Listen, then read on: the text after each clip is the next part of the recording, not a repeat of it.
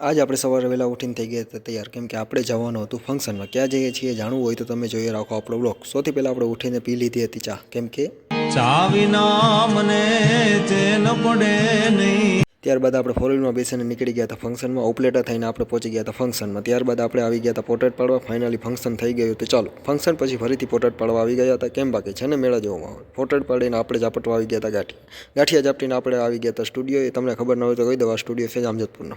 સ્ટુડિયોની અંદર જઈને જોયું તો લાગ્યું આ રમકડાનું શું અહીંયા કરે છે. તો આ ભાઈ કે રમકડા નથી, પ્રોપ છે ફોટો પાડવા માટે. આપણો પોપટ થઈ ગયો. ત્યારબાદ આપણે આવી ગયા હતા બપોરનું જમણવાર કરવા. જમીન આપણે વહી ગયા હતા સીધા ફંક્શનમાં. અને લગ્ન આના વગર તો અધૂરા જ છે.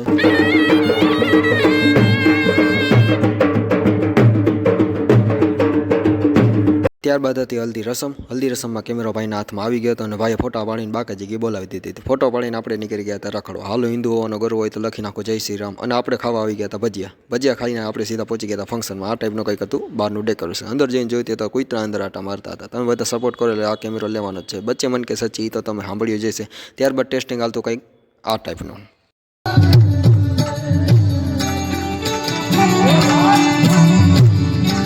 ઢોલવાળા ભાઈ ઢોલ મારી પાસે રાખીને કે ભાઈ તમે મારા ઢોલનું ધ્યાન રાખજો. મેં કીધું ભાઈ હું મારા ખુદનું ધ્યાન નથી રાખી શકતો, એ તમારા ઢોલનું હું ધ્યાન રાખી શકું. ત્યારબાદ આપણે નીકળી ગયા હતા ઘર બાજુ. અને તમારે એક જ કામ કરવાનું છે, મને ફોલો કરવાનું.